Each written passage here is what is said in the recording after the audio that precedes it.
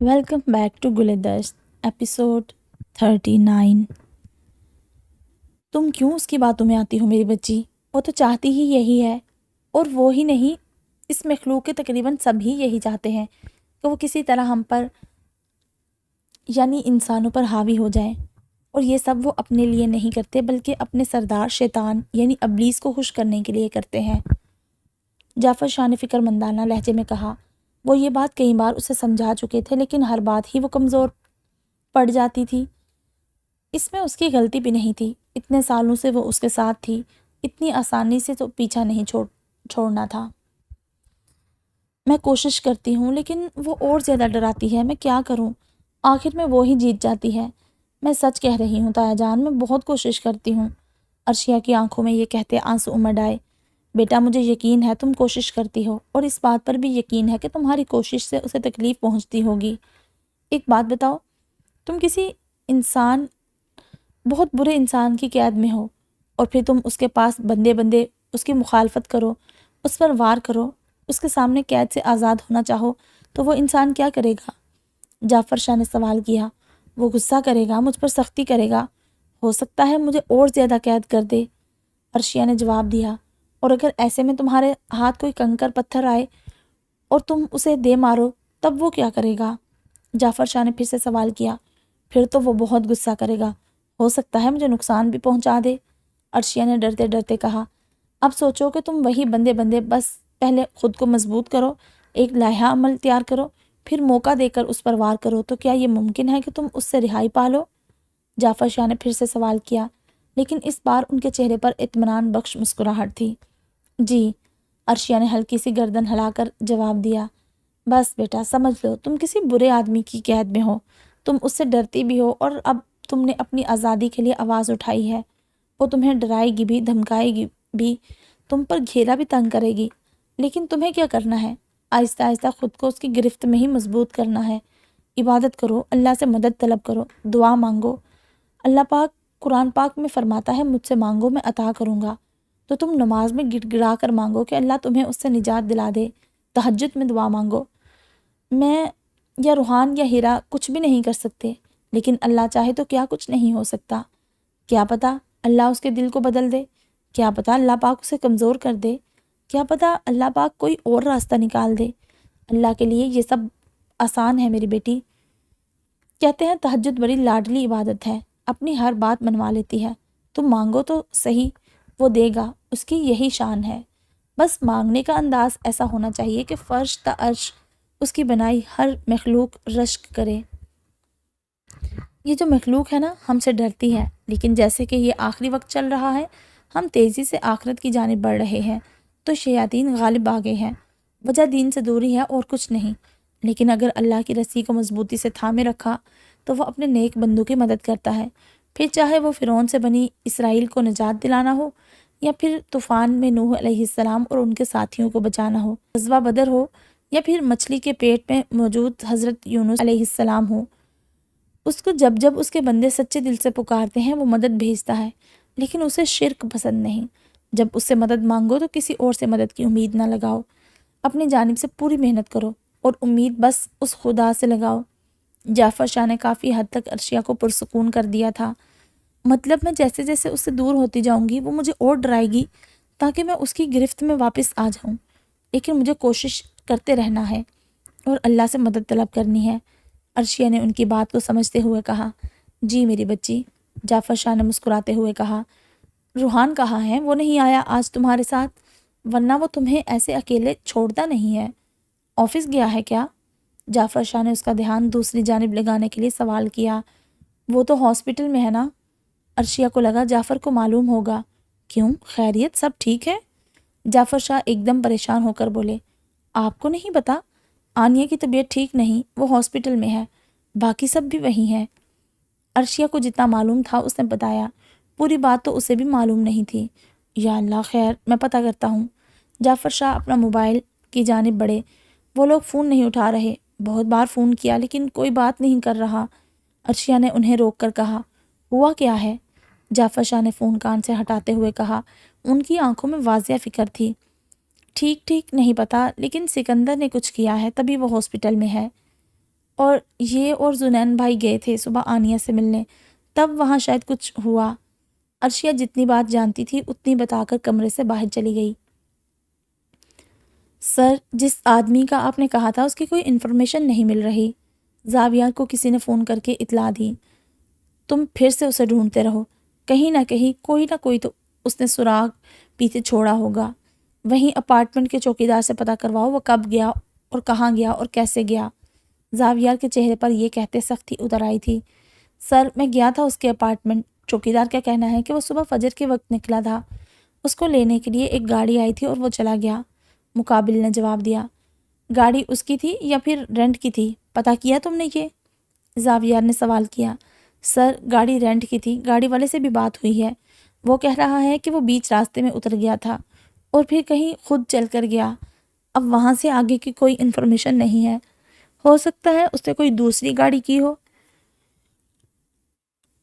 لیکن اس کا پتہ چلانا ناممکن ہے، اور عین ممکن یہ بھی ہے کہ وہ اس علاقے میں ہی کہیں چھپا ہو، لیکن ایک رہائشی علاقے میں ہم اسے کہاں ڈھونڈے؟ مقابل نے زاویار کے ہر سوال کا جواب دیا تھا۔ ٹھیک ہے، تو پھر اس علاقے میں آج کے دن نظر رکھو۔ اگر وہ وہیں ہوگا تو ضرور گھر سے نکلے گا، اور اگر نہیں نکلا تو پھر ہم اپنا دائرہ وسیع کریں گے۔ زاویار نے یہ کہہ کر فون بند کر دیا۔ تم پاتال میں بھی چھپ جاؤ نا سکندر، تو میں تمہیں وہاں سے بھی ڈھونڈ نکالوں گا، زاویار نے اپنی مٹھیوں کو بھینچتے ہوئے کہا۔ موبائل پر موجود پریشے کی لاتعداد مس کال دیکھ کر زاویار نے پریشے کو فون کیا۔ فون پہلی ہی کال میں ریسیو ہو گیا تھا۔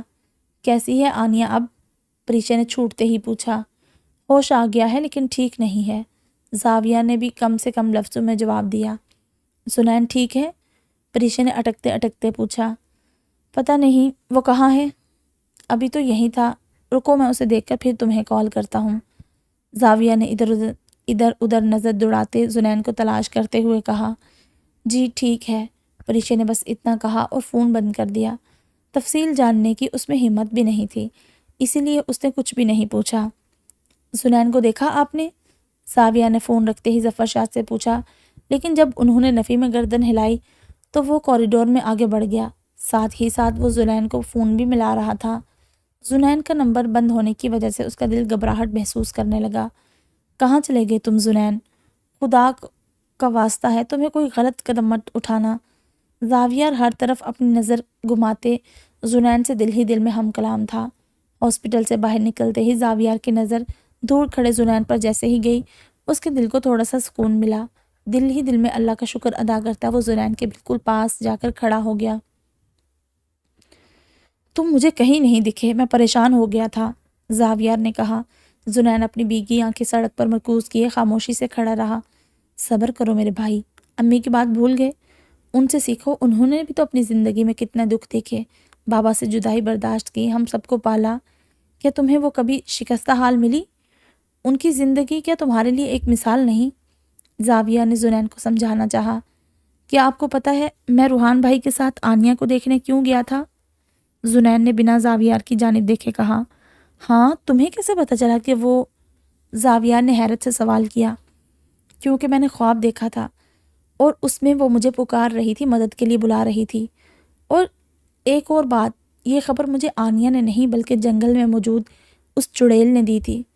کیا آپ جانتے ہیں مجھے اس نے اس کے ساتھ اور کیا بتایا؟ زنین کی لال آنکھیں اب زاویار کی آنکھوں میں دیکھ رہی تھی۔ وہ کہہ رہی تھی امی میری وجہ سے مری ہیں۔ کیا یہ بات سچ ہے کہ آنیہ کی شادی آخری وقت میں امی کی رضامندی سے ہوئی تھی؟ کیا یہ بات سچ ہے کہ سب چاہ رہے تھے کہ آنیہ کا نکاح بعد میں ہو، لیکن امی نے کہہ کر اس کا نکاح کروایا؟ زنین کی آنکھوں اور لبوں پر سوال ہی سوال تھے۔ ہاں، لیکن تمہیں کیسے؟ زاویار حیرت میں تھا۔ اس نے بتایا، امی کو جب پتہ چلا کہ میں آنیہ سے محبت کرتا ہوں اور وہ بھی مجھ سے ہی محبت کرتی ہے، اور پھر میرا ہوش میں آ جانا ان سے برداشت نہیں ہوا، کیونکہ انہوں نے ہی شادی کروائی تھی، اسی لیے وہ میرے غم میں اس دنیا سے چلی گئی۔ بھائی، میرے غم میں میری ماں کی زندگی بھی غموں کی نظر ہو گئی، اور ان کے آخری لمحات بھی غموں کے حوالے ہی تھے۔ مجھ سے جڑا ہر اپنا غم زدہ ہے۔ آنیہ کا حال دیکھو، امی چلی گئی۔ یا اللہ! زنین کا سر شدید درد کر رہا تھا، اس کا دماغ اتنا تناؤ کہاں برداشت کر سکتا تھا، دل الگ غم زدہ تھا۔ تم چلو میرے ساتھ، زاویہ جانتا تھا اس وقت زنین کو کس کی ضرورت ہے۔ مجھے نہیں جانا کہیں، زنین نے صاف انکار کیا۔ ہم اسے بھی گھر لا رہے ہیں، ہوش آ گیا ہے اسے، بس تھوڑی دیر میں گھر پر ہوں گے۔ زاویہ نے اس کے ہاتھ کو کس کر پکڑا ہوا تھا۔ بھائی پلیز، زنین نے کہا، زنین پلیز، آخری بار اپنے بھائی کا کہا مان لو، زاویہ نے منت کر کے انداز میں کہا۔ اس کے بعد زنین نے کوئی مزاحمت نہیں دکھائی۔ سب کہاں ہیں؟ عرشیہ، حریم نے گھر کے اندر داخل ہوتے ہی پوچھا، کیونکہ پورے گھر میں ہی عجیب سی خاموشی چھائی ہوئی تھی۔ وہ سب آنیہ کو لے کر ہاسپٹل گئے ہیں، عرشیہ نے جواب دیا۔ کیا ہوا آنیہ کو؟ اس سے پہلے حریم پوچھتی، اس کے پیچھے سے گھر کے اندر آتے اورحان نے عرشیہ سے سوال کیا۔ وہ سکندر نے کچھ کیا ہے، مجھے پوری بات نہیں معلوم، لیکن وہ ہاسپٹل میں ہے، عرشیہ نے حریم کے ہاتھ پر اپنا ہاتھ رکھتے ہوئے کہا۔ وہ جانتی تھی حریم کے لیے یہ خبر کسی شوق سے کم نہیں ہوگی۔ کیا مطلب؟ کیا کیا اس نے؟ حریم نے سوال کیا۔ اس نے مارا ہے اسے، ابھی ان سے میری بات ہوئی تھی، کہہ رہے تھے ہوش آ گیا ہے، حالت ٹھیک نہیں۔ پریشا جو کہ سیڑھیوں سے اتر رہی تھی حریم کی بات کا جواب دیتے اس کے پاس آ کر بولی، بولا تھا میں نے مت بھیجو اسے، وہ کہہ رہی تھی اسے اس کے ساتھ نہیں رہنا، ایک نہیں سنی اس کی۔ بلاؤ چاچی کو، بولو دیکھیں اب کیا کیا ہے ان کے چہیتے سکندر نے، حریم بری طرح روتے ہوئے کہہ رہی تھی۔ کہاں ہیں وہ سب؟ اور زنین کہاں ہے؟ اسے پتہ ہے اس بارے میں؟ اورحان نے پریشے سے سوال کیا۔ پتہ ہے، اسے وہی تو گیا تھا اس کے اپارٹمنٹ، وہیں ہے وہ ہاسپٹل میں۔ پریشے کی آنکھیں بھی اب لگاتار آنسو بہا رہی تھی۔ حال میں شور شرابے کی آواز سن کر فرقان شاہ اور جعفر شاہ بھی اب کمرے سے نکل آئے تھے۔ فرقان شاہ کو بھی اب تمام بات کا علم ہو گیا تھا، ابھی تو وہ سب آنیہ کی مکمل حالت سے واقف ہی نہیں تھے، اس پر ان سب کی یہ حالت تھی۔ آپ کب تک جیل سے باہر آئیں گے؟ بٹ صاحب کے سامنے ایک لڑکی کھڑی ان سے پوچھ رہی تھی۔ بس بابا کی جان، بہت جلد، بٹ نے بہت پیار سے اس لڑکی کی جانب دیکھتے ہوئے کہا۔ آپ نے کہا تھا ایک کام نمٹا کر آپ میرا کام کریں گے، آپ جانتے ہیں اب اس لڑکے کی شادی ہو گئی، سب آپ کی وجہ سے ہوا، اگر آپ پہلے میرا رشتہ لے کر اس کے گھر چلے جاتے تو آج یہ سب نہ ہوتا۔ وہ لڑکی کوئی اور نہیں شفق تھی جو کہ بٹ کے عین سامنے کھڑے ہو کر اس سے شکایت کر رہی تھی۔ شاید وہ اس بات سے بے خبر تھی کہ اس لڑکے کی شادی اسی کے باپ کی وجہ سے ہوئی تھی۔ بیٹا میری جان، میری لاڈلی، تم فکر مت کرو، شادیاں ٹوٹ جاتی ہیں، وہ لڑکا کہیں نہیں جائے گا، تم بے فکر رہو، مجھے ایک بار باہر نکلنے دو، میں خود تمہاری شادی اس سے کرواؤں گا۔ اپنے بابا پر بھروسہ نہیں آپ کو؟ بٹ کے چہرے کی تمام تر حیوانیت اور کمینگی اس وقت نہ جانے کہاں غائب تھی، وہ بہت ہی پیار سے اپنی بیٹی سے بات کر رہا تھا۔ ٹھیک ہے، آپ کے کہنے پر میں آپ کو تھوڑا اور ٹائم دے رہی ہوں، لیکن بس تھوڑا سا، جلدی نکلے یہاں سے۔ شفق جو کہ تھوڑی دیر پہلے غصے میں تھی اب بس مصنوعی ناراضگی دکھا رہی تھی۔ میری گڑیا کا کسی چیز پر دل آئے اور میں اسے وہ مہیا نہ کر کے دوں، ایسا ہو سکتا ہے کہ بھلا؟ چلو آپ یہاں سے جاؤ، یہ آپ کے آنے کی جگہ نہیں، اور آئندہ یہاں مت آنا، مجھے اچھا نہیں لگتا میری شہزادی ایسی جگہ پر آئے۔ بٹ نے بہت پیار سے اپنی بیٹی کے ہاتھ پر اپنا ہاتھ رکھتے ہوئے کہا۔ آپ بھی نکلے پھر یہاں سے، مجھے بھی آپ کے لیے یہ جگہ بالکل پسند نہیں آئی۔ شفق یہ کہہ کر وہاں سے چلی گئی، جبکہ اپنی بیٹی کو کئی دن بعد دیکھنے پر بٹ کے چہرے پر مسکراہٹ سج گئی تھی۔ آنیہ گھر آ گئی تھی، اس کی حالت ابھی بہت خراب تھی، جب سے اسے ہوش آیا تھا نہ اس نے کسی کی جانب دیکھا تھا نہ ہی کسی سے بات کی تھی، بس خاموش چپ چاپ اپنے ہونٹوں کو بند رکھے بے پناہ درد کو سہ رہی تھی۔ بات کرتی بھی تو کیسے اور کیا؟ اس قدر تکلیف سے وہ اس وقت گزر رہی تھی جو کہ ناقابل بیان تھی۔ پریشے، حریم اور عرشیہ تینوں ہی آنیہ کے پاس تھی۔ حریم اور پریشے مسلسل آنیہ کے ساتھ لگی تھی، جبکہ عرشیہ شوق کسی کیفیت میں بس آنیہ کو دیکھے جا رہی تھی۔ آنیہ کو دیکھ کر کہیں سے یہ نہیں لگ رہا تھا کہ اسے وہ چوٹیں کسی انسان نے دی ہوں، شوہر تو بہت دور کی بات تھی۔ ایسا لگ رہا تھا جیسے آنیہ کا سامنا کسی حیوان سے ہوا ہے جس میں ذرا بھی حس موجود نہ ہو۔ عرشیہ سے جب وہاں کھڑا نہیں ہوا گیا تو وہ کمرے سے باہر چلی آئی۔ وہ پہلے ہی کمزور اعصاب کی مالک تھی، اس کے لیے یہ منظر ناقابل برداشت تھا۔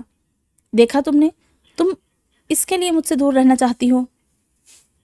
کسی کی آواز عرشیہ کے کانوں سے ٹکرائی تو وہ ڈر کر ادھر ادھر دیکھنے لگی۔ عرشیہ نے اپنی گھبراہٹ پر قابو پاتے ہوئے اس آواز کو نظر انداز کیا اور اپنے کمرے کی جانب بڑھ گئی۔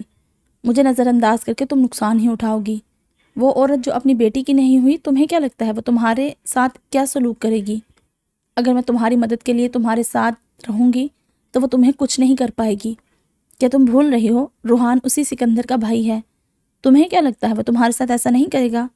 جیسے جیسے عرشیہ کا ڈر بڑھتا جا رہا تھا وہ آواز اس کے قریب آتی جا رہی تھی۔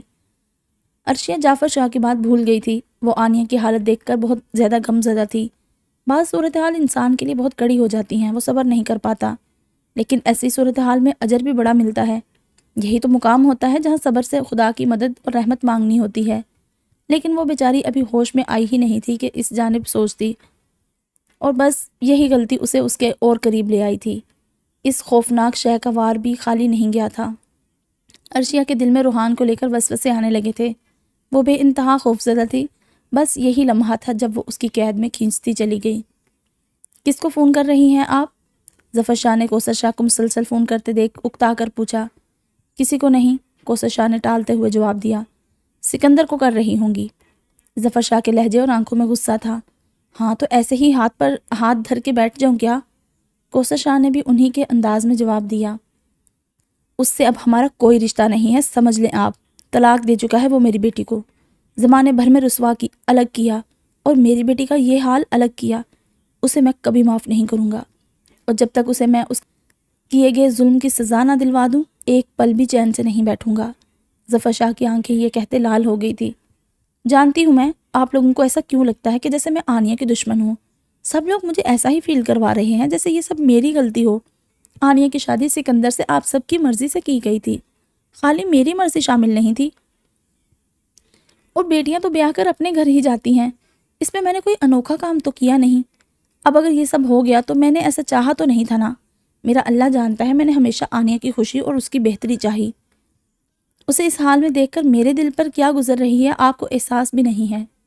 کوثر شاہ غم و غصے کے ملے جلے تاثرات لیے تقریباً چلا کر کہہ رہی تھی، یہی جو تم کرتے ہو نا، یہی چیز غلط ہے۔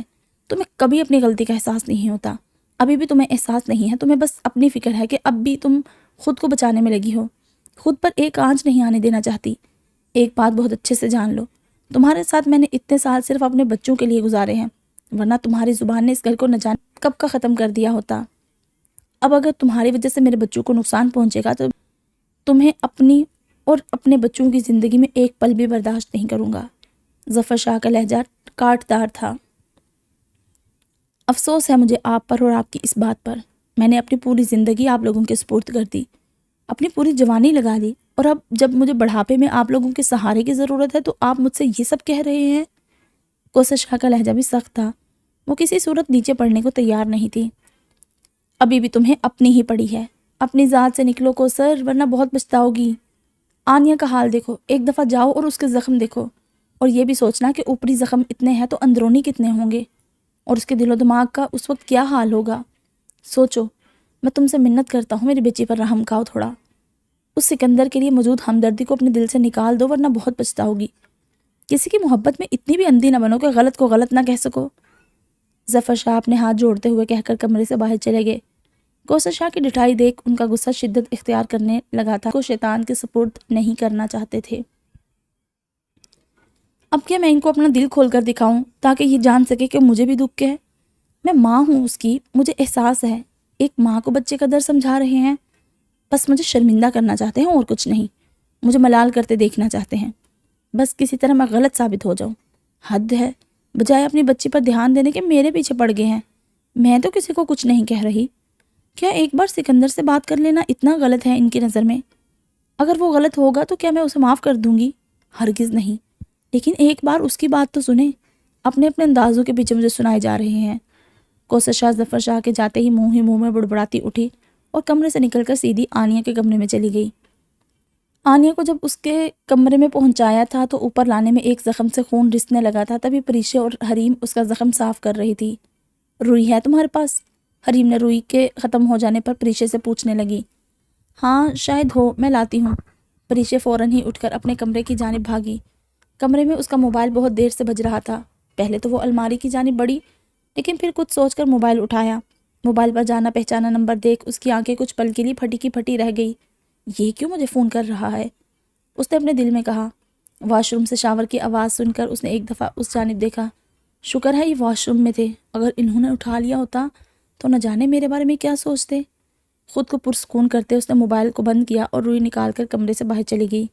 اس کا ذہن الجھ گیا تھا، لیکن فی الحال ابھی اسے آنیہ کا خیال رکھنا تھا۔ اس کے آگے اس وقت کچھ بھی بے سود تھا۔ ظلم کی حد ہے، کیسا ظالم شخص ہے وہ، حریم زخم صاف کرتے دل ہی دل میں کہہ رہی تھی، جبکہ آنیہ خاموشی سے بنا کوئی آہ بھرے لیٹی تھی۔ اس کا چہرہ اس قدر سوجا ہوا تھا کہ پہچاننا ناممکن تھا کہ سامنے لیٹی لڑکی آنیہ ہے۔ اتنی دیر کر دی تم نے آنے میں؟ پریشا جیسے ہی کمرے میں داخل ہوئی حریم نے سوال کیا۔ یار وہ پہلے تو پریشا نے حریم کو بتانا چاہا، لیکن پھر آنیہ کا حال دیکھ کر چپ ہو گئی۔ حریم نے بھی اس کی بات کو نوٹس نہیں کیا۔ اس کے ہاتھ سے روئی لے کر وہ آنیہ کے زخم پر پٹی لگانے لگی۔ ابھی وہ لوگ فارغ ہوئے ہی تھے کہ کوثر شاہ کمرے میں آ گئی۔ آنیہ کے پاس بیٹھ کر انہوں نے آنیہ کے سر پر ہاتھ پھیرنا شروع کر دیا۔ وہ دونوں ہی کوثر شاہ کو شکایت بھری نظروں سے کچھ دیر دیکھتی رہیں۔ ان کے دل میں بہت سی باتیں آ رہی تھی، لیکن وہ چاہ کر بھی ایک لفظ بھی اپنی زبان سے نہ نکال سکی۔ البتہ آنیہ نے ضرور انہیں کمرے میں داخل ہوتا دیکھ کر اپنی آنکھیں بند کر لی تھی۔ کوثر شاہ بہت دیر تک آنیہ کے پاس بیٹھی رہی، لیکن آنیہ نے ایک بار بھی ان کی جانب نہ دیکھا۔ وہ مسلسل آنکھیں بند کیے لیٹی رہی۔ کئی دفعہ انہوں نے بہت پیار سے اس سے کچھ کھانے کے بارے میں پوچھا، لیکن اس نے کوئی جواب نہیں دیا۔ کافی دیر تک کوشش کرنے کے بعد جب کوثر شاہ کی بس ہو گئی تو حریم کو آنیہ کا دھیان رکھنے کا کہہ کر وہ کمرے سے باہر چلی گئی۔ جیسے ہی وہ کمرے سے باہر نکلی، زنین کو دروازے کے بالکل قریب آتا دیکھ ایک دم ڈر گئی۔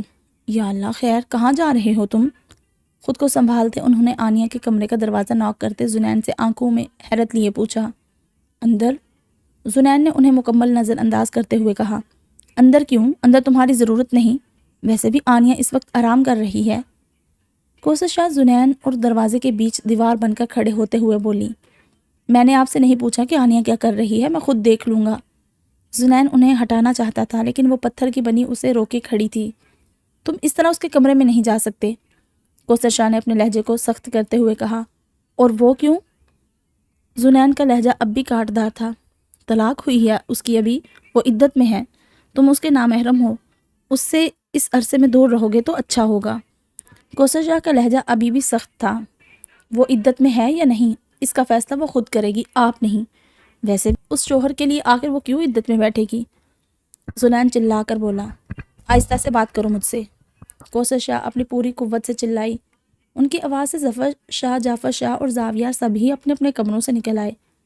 فرقان شاہ بھی اپنے کمرے سے نکل آئے تھے، لیکن ویل چیئر کی وجہ سے سیڑھیاں چڑھنے سے قاصر تھے۔ کیا ہو رہا ہے یہاں؟ ظفر شاہ نے ان دونوں کے بیچ میں آ کر بولا۔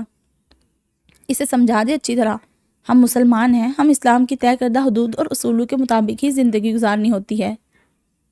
جو طریقہ کار اب ہمیں سمجھا دیا گیا ہے، ہم اس میں رد و بدل نہیں کرتے۔ کوثر شاہ غصے میں ظفر شاہ سے کہہ رہی تھی۔ اسلام اور بھی بہت کچھ بتاتا ہے، اگر اپنی ضد اور انا کے وقت بھی اسلام یاد کر لیا ہوتا تو آج یہ وقت نہ دیکھنا پڑتا۔ زنین بالکل بے لگام ہو گیا تھا، اس کے دل میں جو آ رہا تھا وہ بنا کسی کی پرواہ کیے کہہ رہا تھا۔ شاید اسی لیے کہتے ہیں کہ جس کو جتنا دبایا جاتا ہے وہ اتنی ہی شدت سے آگے آتا ہے۔ اس نے ایک عرصہ چپ رہ کر بڑوں کے فیصلوں کی عزت کی تھی، اور اب اس کی بس ہو گئی تھی۔ بس بہت ہو گیا، اگر کوئی بات کرنی ہے تو اپنے لہجوں کو درست کر کے کی جائے، ورنہ اس بات کو یہیں ختم کر دو۔ ظفر شاہ ایک بار پھر بیچ میں بولے۔ کیا بیٹی سے ایک بار اس کی رضامندی لینے کا اسلام نہیں کہتا؟ کیا اسلام یہ نہیں کہتا کہ اگر بیٹی شوہر کے ساتھ رہنا نہ چاہے تو اس کے ساتھ زبردستی نہ کرو؟ کیا اسلام یہ نہیں کہتا کہ بیٹی کا رشتہ جس کسی سے بھی کرو اس کی اچھے سے جانچ کرو؟ زنین غصے میں کہہ رہا تھا۔ آنیہ، پریشا اور حریم کمرے کے اندر اس کی اور کوثر شاہ کی تمام باتیں سن رہی تھی۔ ہم نے اس کی شادی اس کی رضامندی سے کروائی تھی، اس پر کوئی زور زبردستی نہیں کی تھی، اور سکندر اپنا دیکھا بھالا بچہ تھا، ہمیں کیا معلوم تھا وہ کہ اندر سے ایسا نکلے گا وہ۔ اور رہی بات واپس بھیجنے کی، تو اس وقت بھی ہم سب کے سامنے آنیہ خود رضامند ہوئی تھی۔ ظفر شاہ نے صفائی پیش کی۔ زنین ان کی بات سن کر ہلکا سا طنزیہ مسکرایا۔ پوچھے اپنی بیگم سے کہ آنیہ اپنی شادی کے لیے رضامند تھی؟ پوچھے کیا اس نے نکاح سے انکار نہیں کیا تھا؟ کیا اس نے انہیں بتایا نہیں تھا کہ وہ کسی اور کو پسند کرتی ہے؟ پوچھیں۔ زنین کی آنکھیں لال ہو رہی تھی، غم اور غصے نے اس کی حالت بالکل عجیب کر دی تھی۔ اس سب کا اب کیا فائدہ؟ آنیہ نے چھت کو دیکھتے دل ہی دل میں کہا۔ یہ کیا طریقہ ہے بڑوں سے بات کرنے کا؟ کوثر شاہ کو جیسے ہی انگلیاں اپنی جانب اٹھتی ہوئی محسوس ہوئی، انہوں نے بات کو بدلنا چاہا۔ پوچھے ان سے کہ آنیہ نے ان سے جب سکندر کی حقیقت بیان کی تو انہوں نے اسے تھپڑ مار کر چپ کیوں کروایا؟ پوچھے ان سے کہ آنیا نے انہیں سکندر کے بارے میں کچھ نہیں بتایا؟ زنین اب چلا نہیں رہا تھا لیکن لہجہ اس کا اب بھی سرد تھا۔ کوثر شاہ کا بات بدلنا زنین نے بالکل نظر انداز کرتے ہوئے اپنی بات رکھی۔ کیا زنین سچ کہہ رہا ہے؟ ظفر شاہ نے کوثر شاہ کی جانب دیکھ کر سوال کیا۔ میں نے جو بھی کیا آنیا کی بھلائی کے لیے کیا تھا، کوثر شاہ گھبراتے ہوئے بولی۔ ان کے ہاتھ ٹھنڈے پڑ گئے تھے۔ تو ملی آنیا کو بھلائی؟ بھلا ہوا اس کا کہ نہیں؟ زنین نے طنزیہ کہا۔ زاویہ جعفر شاہ کے پاس کھڑا سب کچھ چپ چاپ سن رہا تھا۔ وہ جانتا تھا کہ زنین کا رویہ ٹھیک نہیں، لیکن جو بات وہ کر رہا تھا وہ بالکل درست تھی۔ ہاں میں دشمن ہوں تم سب کی، اپنی اولاد کی، سب مل کر مار دو مجھے۔ ایک کام کرو، کوثر شاہ نے روتے ہوئے یہ کہہ کر اپنے کمرے کی جانب چلی گئی۔ ظفر شاہ نے ایک نظر زنین کو دیکھا۔ اس کی کہی گئی ایک ایک بات ان کے کانوں میں گونج رہی تھی اور وہ بنا کچھ کہے سیدھے گھر سے باہر چلے گئے۔ جعفر شاہ بھی اپنے بھائی کے پیچھے چل دیے۔ انہیں ڈر تھا کہیں کچھ غلط نہ ہو جائے، لیکن دروازے پر پہنچتے ہی انہوں نے دیکھا کہ ظفر شاہ اپنی گاڑی لے کر کہیں زناٹے سے چلے گئے ہیں، تو اپنے بھائی کو اللہ کی امان میں دے کر وہ واپس اپنے کمرے کے اندر چلے گئے۔ زنین میرے بھائی بس کرو، یہ سب کر کے تم خود کو اور تکلیف پہنچاؤ گے، زاویہ نے زنین کے پاس آ کر کہا۔ کوئی بھی تکلیف اس تکلیف سے کم ہوگی جو مجھے اسے اس حالت میں دیکھ کر ہوئی ہے۔ اس کا پتہ لگائیں بھائی، میں اسے اپنے ہاتھوں سے ماروں گا، زنین زاویہ کے سینے سے لگ کر روتے ہوئے کہہ رہا تھا۔ پھر غلط بات، خود کو شیطان کے شر سے بچاؤ میرے بھائی، غصہ عقل کو کھا جاتا ہے اور غم جذبات کو۔ کسی بھی جذبے کے ہاتھوں کٹ پتلی نہ بنو۔ ہم کسی کو بدلے میں اتنا ہی ایذا پہنچا سکتے ہیں جتنا اس نے ہمیں دیا ہو۔ آنکھ کے بدلے آنکھ تو ہم اس کی جان نہیں لے سکتے، نہ ہی ہم ایسا سوچیں گے۔ ہاں ہم اسے اس کے کیے کی سزا دلوائیں گے، لیکن پورے انصاف کے ساتھ۔ زاویہ نے بہت پیار سے اسے سمجھایا۔ یہ سب باتیں مجھے کوف دیتی ہیں اب بھائی، یہ سب کتابی باتیں ہیں۔ جب ظالم ظلم کرنے سے پہلے کوئی پیمانہ نہیں رکھتا تو ہم بدلہ لیتے وقت کوئی پیمانہ کیوں رکھیں؟ زنین نے زاویہ سے الگ ہوتے ہوئے سوال کیا۔ تاکہ ہم ظالموں میں شمار نہ ہوں، زاویہ نے اپنی آنکھوں میں اعتماد لیے اس سے کہا، اور زنین کا ہاتھ پکڑ کر جعفر شاہ کے کمرے میں چلا گیا۔ کیا تھا بیٹا یہ سب؟ جعفر شاہ نے افسوس سے زنین کی جانب دیکھ کر پوچھا۔ زنین نے ان کی بات کا کوئی جواب نہیں دیا، بس خاموش کھڑا رہا۔ پتہ چلا بیٹا اس سکندر کا کچھ؟ کہاں ہے وہ؟ زنین کے جواب نہ دینے پر جعفر شاہ زاویہ سے مخاطب ہوئے۔ نہیں بابا، لیکن زیادہ دیر وہ چھپ نہیں پائے گا، آپ بے فکر رہیں، زاویہ نے پر امید انداز میں کہا۔ جعفر شاہ کی نظریں اب دوبارہ زنین کی جانب تھیں۔ اس کا درد اس کے چہرے سے صاف جھلک رہا تھا، کوئی جذبہ دل میں چھپا نہیں تھا، کوئی پردہ نہیں تھا، اسے کوئی فکر بھی نہیں تھی۔ اب چاہے کوئی کچھ بھی سوچے، محبت سے دور رہنا الگ بات تھی، لیکن محبت کو رسوا ہوتے دیکھنا، رونتے ہوئے دیکھنا عذاب تھا، اور وہ اس عذاب میں اس وقت جل رہا تھا، اور جلنے والے کو آخر ہوش ہی کہاں ہوتا ہے کہ وہ اپنے ساتھ کیا کیا جلا رہا ہے۔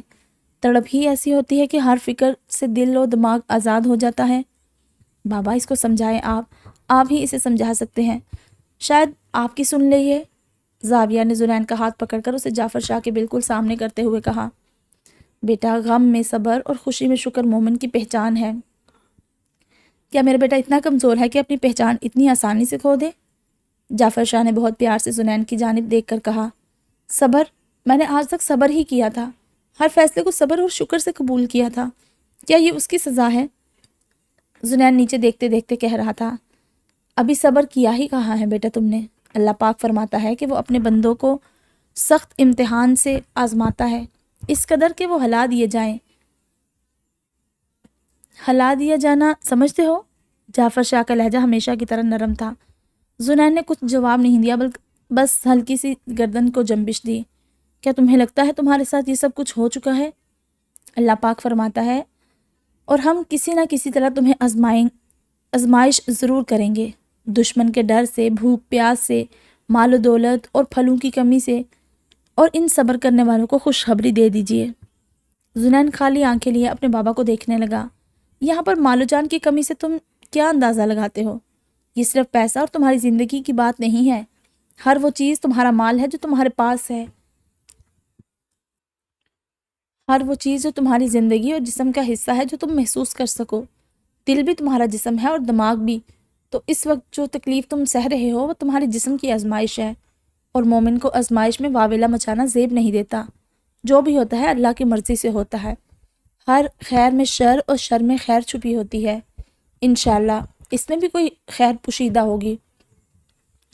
اس غم سے پناہ طلب کرو جو تمہیں اللہ کی ذات سے نا امید بنا دے۔ جعفر شاہ کی بات سن کر سنین کچھ پرسکون محسوس کرنے لگا تھا۔ روحان پولیس اسٹیشن FIR درج کروانے گیا ہوا تھا۔ گھر میں آتے ہی سب سے پہلے آنیہ کے کمرے میں گیا۔ اسے ایک نظر دیکھ کر وہ اپنے کمرے میں فریش ہونے چلا گیا۔ عرشیہ؟ کمرے میں عرشیہ کو نہ پا کر وہ اسے آواز لگا رہا تھا، لیکن کہیں سے بھی جب وہ نہ ملی تو اسے عرشیہ کی فکر ہونے لگی۔ کچھ سوچتے ہوئے اس نے جیب سے موبائل نکال کر ہیرا کو فون کیا۔ ہاں آپی؟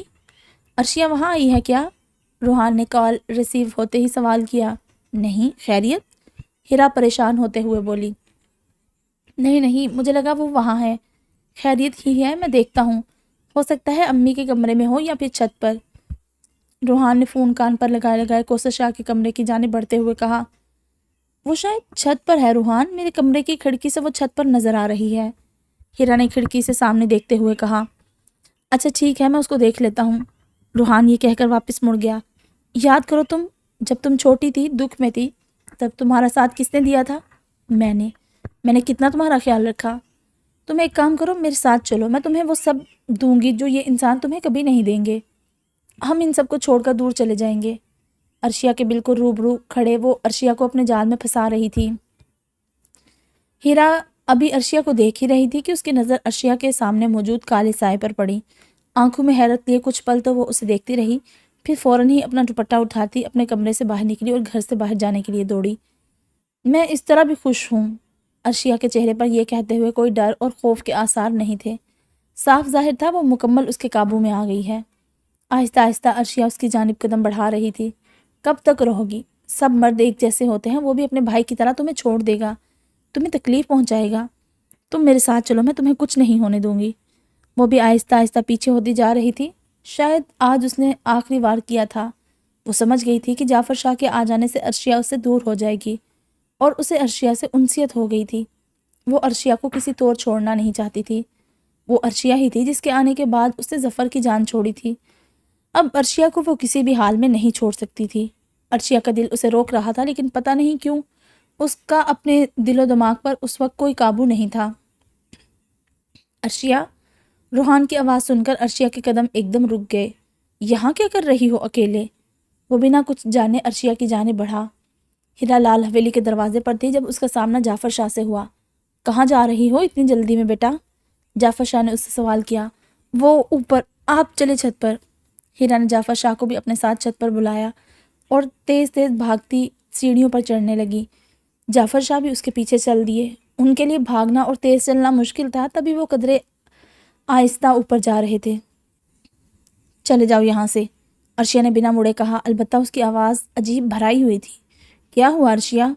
روحان عرشیہ کے پاس پہنچا ہی تھا کہ عرشیہ نے مڑ کر اپنے ہاتھوں سے اس کا گلا پکڑ لیا۔ اس کا چہرہ تو بالکل نارمل تھا، لیکن اس کی آنکھیں عجیب ہو رہی تھی۔ ایک پتلی اس کی اوپر کی جانب تھی جبکہ دوسری نیچے کی جانب۔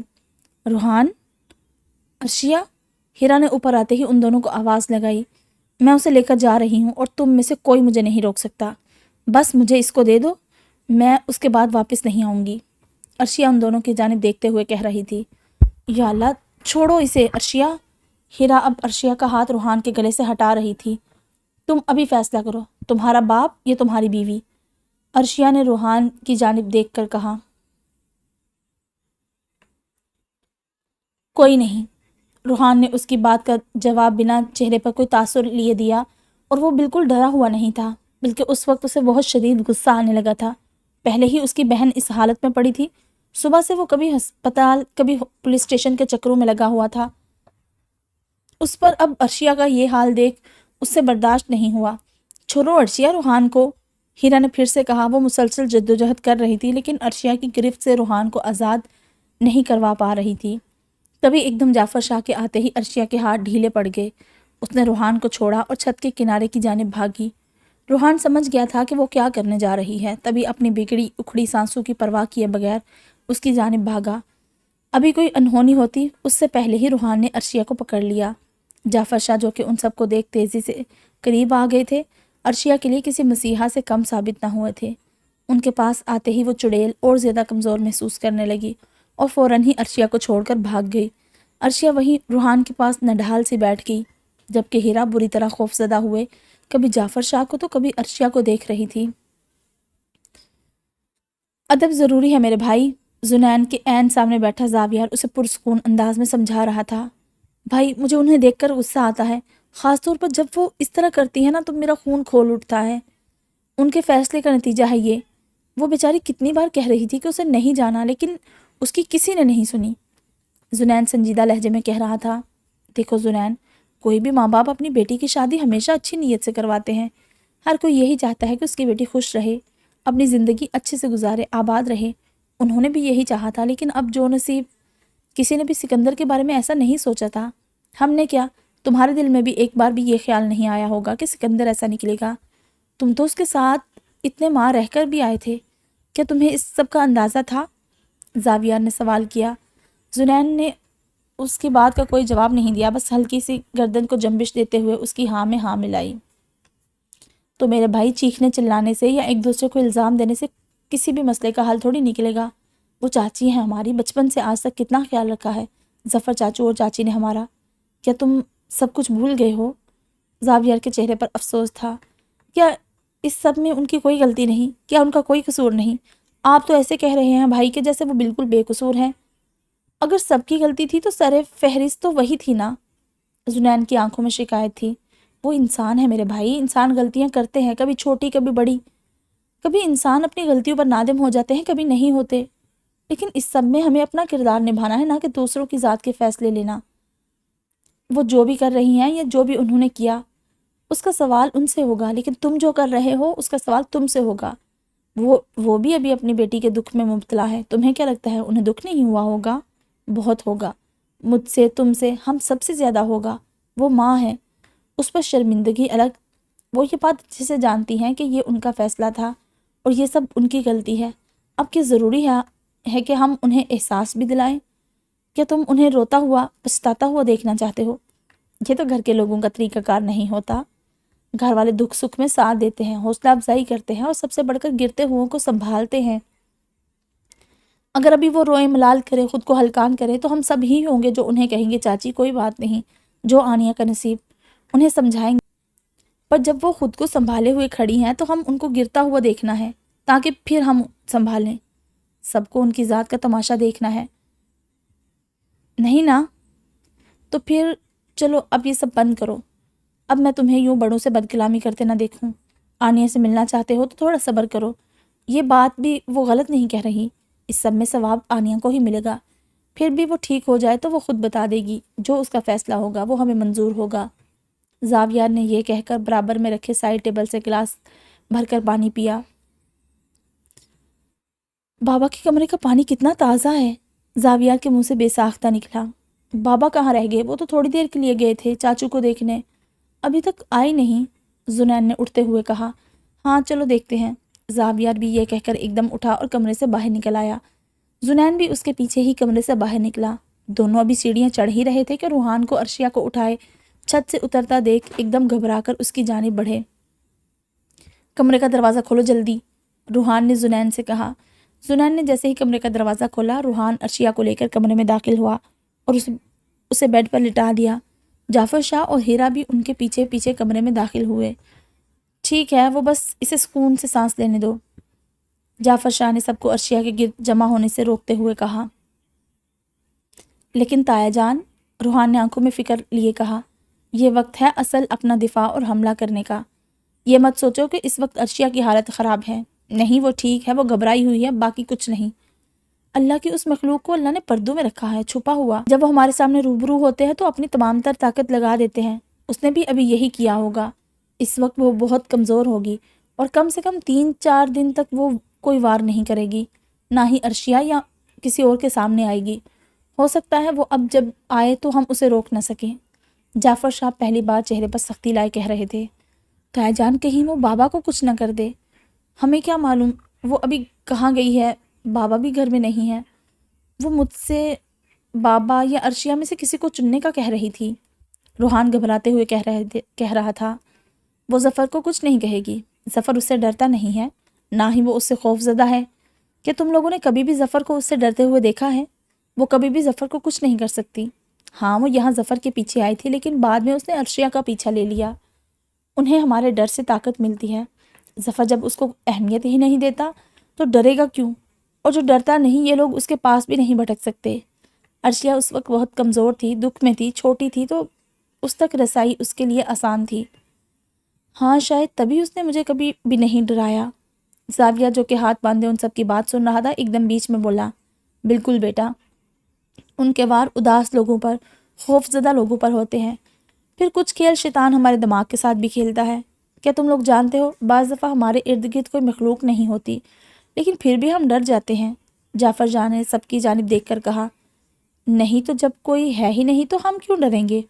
اور میں تو اس طرح سے نہیں ڈرتی، لیکن وہ مجھے دکھتی ہے، کبھی سائے کی طرح، کبھی ہلکا سا محسوس ہوتی ہے، کبھی کبھی دور کھڑی دکھتی ہے۔ ہیرا نے اپنی بات آگے رکھی کیونکہ وہ بہت دفعہ یہ بات سن چکی تھی کہ جو ڈرتا ہے وہ اسے ڈراتے ہیں، جبکہ وہ بھی کبھی اس سے ڈری نہیں تھی، نہ ہی اسے اس سے کوئی خوف محسوس ہوتا تھا۔ لیکن تم عرشیہ کے لیے ڈرتی ہو، جعفر شاہ نے اس کی جانب دیکھ کر جواب دیا۔ لیکن یہ تو خیال ہوا نا۔ ہیرا ابھی بھی الجھی ہوئی تھی۔ تبھی وہ تمہیں ڈرا نہیں پاتی، لیکن اب سیدھا نہ صحیح تو ترچھا ہی صحیح، وہ تمہیں عرشیہ کی فکر میں لگائے رکھتی ہے۔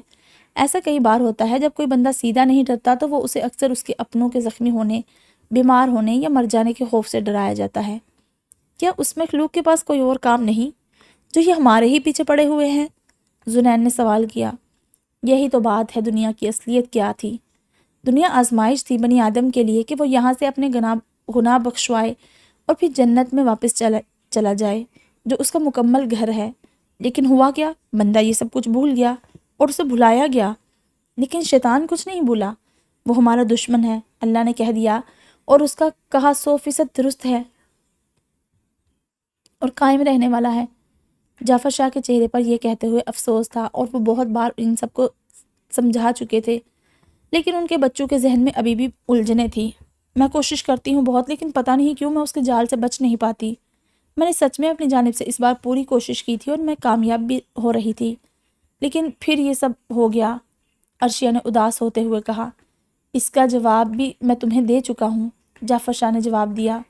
میں نے آپ کی ہر بات پر عمل کیا ہے تایا جان، کم سے کم کوشش تو پوری کی، لیکن آپ نے دیکھا نا جو آج ہوا۔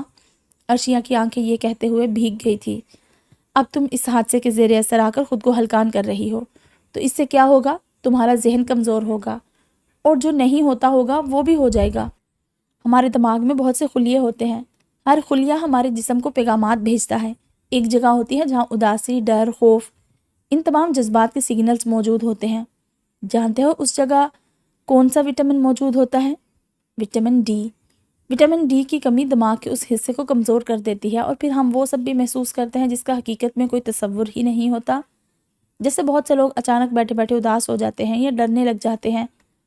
کیا کبھی سوچا ہے اچانک سے کوئی تلخ بات یاد آ جاتی ہے اور آپ ہنستے ہنستے رو جاتے ہیں، یا پھر اچانک سے کسی فلم کا ڈراؤنا سین یاد آ جاتا ہے اور پھر آپ اسے سوچ سوچ کر خوفزدہ رہتے ہو۔ آپ کو ایسا لگتا ہے جیسے سامنے کوئی ہے، یا بیڈ کے نیچے، یا پھر کھڑکی میں، جسے سائیکائٹرسٹ ہیلوسینیشن بھی کہتے ہیں۔ جعفر شاہ کا لہجہ اب سمجھانے والا ہو گیا تھا۔ لیکن ابھی جو ہم نے دیکھا وہ تو کوئی دماغی مسئلہ نہیں تھا، ہیرا نے سوال کیا۔ ہاں بالکل یہ حقیقت تھی، لیکن اس کے رونما ہونے میں بھی کہیں نہ کہیں اس سب کا ہاتھ تھا، دماغ کا بھی، اور ایک اور اہم چیز جس کو ہم خاطر میں نہیں لاتے، وہ ہے فلمیں، ڈراؤنی فلمیں۔ جعفر شاہ نے جواب دیا۔ وہ کیسے؟ آپ کی تمام باتیں مجھے صاف صاف سمجھ آ جاتی ہیں، لیکن یہاں مجھے کچھ سمجھ نہیں آ رہا۔ اس بار عرشیہ نے حیرت سے پوچھا۔ ایک بات بتاؤ، تم سب نے جب جب اس کو دیکھا ہے وہ تمہیں کیسی لگی؟ مطلب کیا کبھی اس جیسا کوئی کردار تم لوگوں نے فلموں یا کسی دوسری جگہ دیکھا تھا؟ جعفر شاہ نے سوال کیا۔ سب حیرت سے جعفر شاہ کو دیکھنے لگے۔ دراصل شیطان کی چالوں میں سے ایک اہم چال یہ بھی تھی کہ اس نے انسانوں کے ذریعے ایک ایسی خیالی دنیا کی تخلیق کی جہاں وہ جیسا چاہتا مومن کے دل سے اللہ کا ڈر نکال دیتا۔ پہلے کا مسلمان ایسا نہیں تھا، وہ مرنے سے نہیں ڈرتا تھا، بلکہ وہ اللہ کے لیے جان دے دیتا تھا اور خوشی خوشی شہادت کو قبول کرتا تھا۔ پھر شیطان نے وار کیا، اور جہاں دل میں اللہ کی محبت ہوتی تھی وہاں نامحرم کی محبت جگا دی۔ ذریعہ کیا تھا؟ فلمیں، ڈرامے، گانے۔ اب بندہ خود محبوب کے بچھڑ جانے پر دنیا کو بھول جاتا ہے۔ بعض لوگ اتنے دکھی ہوتے ہیں کہ اپنی زندگی ختم کر دیتے ہیں۔ یہ سب کس نے کیا؟ فلموں نے ذہن سازی کی، ورنہ آج کا انسان جو کسی کو اپنا بخار نہ دے، مفت میں وہ کسی کے لیے جان کیسے دے دے؟ اگر وہ لڑکی جس کے لیے وہ مرنے کو ہی تیار ہے وہی اسے مل جائے تو پھر آپ دیکھو تماشا، وہی اسے مارتا بھی ہے اور ذلیل بھی کرتا ہے، کیونکہ یہاں بھی ذہن سازی کر دی گئی ہے کہ بھاگی ہوئی لڑکی یا محبت کی شادی کرنے والی لڑکی بد کردار ہے۔ یہ سب کسی نے نہیں کیا، یہ سب فلموں ڈراموں کے ذریعے ہمارے ذہن میں سالوں سے بھرا گیا ہے۔ اسی طرح موت کا خوف دلایا گیا، کبھی گنڈوں سے تو کبھی بھوتوں سے۔ اب عام آدمی غلط کو غلط کہنے سے ڈرتا ہے، کیونکہ ذہن سازی ہوئی ہے کہ ہم عام آدمی ہیں، اگر غلط کو غلط کہیں گے تو مارے جائیں گے، اور ایسا ہوتا بھی ہے، کیونکہ اس گنڈے کی بھی ذہن سازی ہوئی ہے کہ جو تمہیں کچھ کہے تو اس کا منہ بند کروا دو۔ پھر آتا ہے حساس ٹاپک۔ اللہ کے نیک بندے تو غاروں میں عبادت کرتے تھے، اکیلے عبادت کرتے تھے، عبادت میں یکسوئی ہو، خلل نہ آئے، لیکن بھئی یہاں تو جہاں بندہ اکیلا ہو وہاں ایک ڈراؤنا خیال حاضر۔ ایک اور عجیب بات ابھی میرے ذہن میں آئی ہے، کیا تم لوگوں نے دیکھا ہے اکثر فلموں میں دھوپ جیسے ہی کسی اسیب زدہ شخص پر پڑتی ہے تو کیا ہوتا ہے؟ اس کا بھوت وہیں مر جاتا ہے۔ اور مزے کی بات یہ ہے کہ اللہ نے دھوپ میں وٹامن ڈی بھی رکھا ہے، بلکہ وافر مقدار میں رکھا ہے۔ جب ذہن کو وٹامن ڈی ملے گا تو وہ اداس اور خوفزدہ نہیں ہوگا، جب خوفزدہ ہی نہیں ہوگا تو یہ سب بھاگیں گے نا۔ لیکن یہاں بھی اللہ کی حکمت چھوڑ شیطان نے اپنی جانب سے ہماری ذہن سازی کر لی تاکہ ہم بھٹک جائیں۔ ہم نے ہر چیز قبول کر لی ہے، لیکن ہم ان سے زیادہ ڈرتے ہیں، اللہ سے کم۔ یہ تلخ حقیقت ہے۔ اگر وہ ہمارے ساتھ ہیں تو اللہ بھی تو ہے ہمارے ساتھ۔ کیا وجہ تھی کہ وہ میرے آتے ہی بھاگ گئی؟ کیونکہ وہ جانتی ہے وہ مجھے نہیں ڈرا سکتی، میں اللہ سے ڈرتا ہوں، اسی سے سب سے زیادہ محبت کرتا ہوں۔ میرے دل میں اللہ کا نور ہے اور مجھے اس سے محبت کر کے ملا ہے، وہ یا کوئی اور شیطان اس نور کا مقابلہ نہیں کر سکتے۔ میں تم سب کو سمجھا کر تھک گیا ہوں، اس سے ڈرو نہیں۔ ایک مومن کے سامنے یہ مخلوق بھاپ کی طرح اٹھ جاتی ہے۔ ابھی جعفر شاہ بات کر ہی رہے تھے کہ ان کی نظر روحان کے سائڈ ٹیبل کے سائڈ میں بنے ایک جالے پر پڑی۔ وہ ایک دم چپ ہو گئے۔ میری ایک بات مانو گے؟ جعفر شاہ نے روحان کی جانب دیکھ کر پوچھا۔ جی بولے تایا جان۔ روحان نے فوراً ہی جواب دیا، گھر میں جالے نہیں ہونے چاہیے۔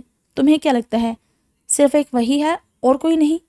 جس گھر میں جالے ہوتے ہیں وہاں سے گزرنے والی اللہ کی دوسری مخلوق قیام کر لیتی ہیں، اگر رکتی نہیں ہے تو تھوڑی دیر آرام ضرور کرتی ہیں، اور وہ آرام کہیں اور نہیں جالوں پر کرتی ہیں۔ یہ نحوسیت اسی لیے ہے۔ دیکھو میں یہ نہیں کہہ رہا کہ وہ ہیں نہیں، وہ ہیں اور ہم سے کئی زیادہ گناہ ہیں، لیکن ہم افضل ہیں، ہمیں اسے سمجھنا ہوگا، اور کچھ شریر شیاطین ہیں ان کا مقابلہ کرنا ہوگا، لیکن طاقتور اور افضل بن کر، نہ کہ کمزور اور خوفزدہ بن کر۔ آپ مجھے بتائیں میں کیا کروں، کس چیز کا خیال رکھوں؟ مجھے کیسے بھی اب اس سے عرشیہ کی جان چھڑوانی ہے۔ روحان نے جعفر شاہ کے پاس جا کر کہا، تو پھر سنو، ایک بات تو میں نے بتا دی، دوسری جب گھر میں یا کمرے میں داخل ہو تو بس سلام کرو۔ یقین کرو اللہ کے نبی کی بتائی کوئی بھی بات غیر ضروری نہیں، سلام کی آواز سنتے ہی شیاطین بھاگ جاتے ہیں۔ سب سے اہم بات، اپنے واش روم کو بند رکھو، ان کے دروازے کبھی کھلا نہ چھوڑنا۔ جاتے وقت اور آتے وقت دعا ضرور پڑھو، اور رات کے وقت کبھی واش روم کو گندا نہ چھوڑو۔ بس اتنا کر لو، اس سب سے تاحیات جان چھوٹ جائے گی۔ یہ سب کام میں نے بچپن سے کیے ہیں، مجھے ان سب کی عادت تھی، اور اس کا اثر تم سب میری زندگی پر دیکھ سکتے ہو۔ جعفر شاہ بہت تحمل سے سمجھا رہے تھے۔ ابھی میری غلطی تھی تایا جان، میں ڈر گئی تھی، میں نے آنیہ کی حالت دیکھی تو مجھ سے برداشت نہیں ہوا، میں خود کو سنبھالنا چاہتی تھی، لیکن پھر اس نے میرے دل میں وہم ڈال دیا۔ عرشیہ نے شرمندہ ہوتے ہوئے کہا، تو جب اس نے تمہارے دل میں وسوسے ڈالے تو تم نے اعوذ باللہ کیوں نہیں کہا؟ کیوں تم نے سورۃ ناس اور سورۃ فلق نہیں پڑھی؟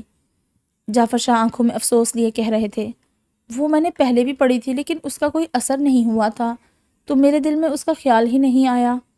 عرشیہ نے گردن جھکائے کہا، مطلب تم اللہ کی ذات سے، اس کے کلام سے نا امید ہو گئی، تم نے اسے خود سے دور کر دیا تھا، تم کامیابی کی جانب رواں تھی۔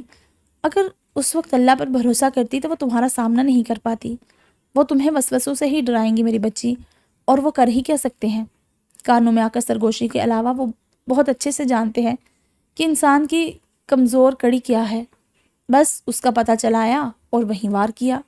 خود کو مضبوط بناؤ، ہمت کرو، اٹھ جاؤ، جا کر وضو کرو اور اللہ کا شکر ادا کرو کہ آج اس نے تمہیں بچا لیا، اور اس سے معافی بھی مانگو، سچے دل سے توبہ کرو تو وہ معاف کر دے گا۔ اگر اللہ کی جانب سے نور کا ایک ذرہ بھی مل گیا تو سمجھ لو تم کامیاب، ورنہ ناکامی ہی ناکامی۔ اور سب سے بڑی ناکامی پتہ ہے کیا ہے؟ آخرت میں اللہ کی ناراضگی۔ بتاؤ مجھے، کیا بتاؤ گے اللہ کو کہ ہم وسوسوں کا شکار ہو گئے تھے اس لیے ہم نے آپ پر ایمان نہیں لایا، یا پھر ہم آپ سے زیادہ کسی اور سے ڈرتے تھے، یا یہ کہ ہمیں آپ سے زیادہ آپ کا بنایا ہوا بندہ زیادہ عزیز تھا، یا پھر ہمیں مرنے سے ڈر لگتا تھا اس لیے ہم نے ساری زندگی خوف کے ساتھ گزاری۔ سوچو اس وقت اللہ کا سامنا کیسے کرو گے، جبکہ وہ ہمیں ہر چیز سے آگاہ بھی کر چکا ہے اور ہر مسئلے کا حل بھی دے چکا ہے۔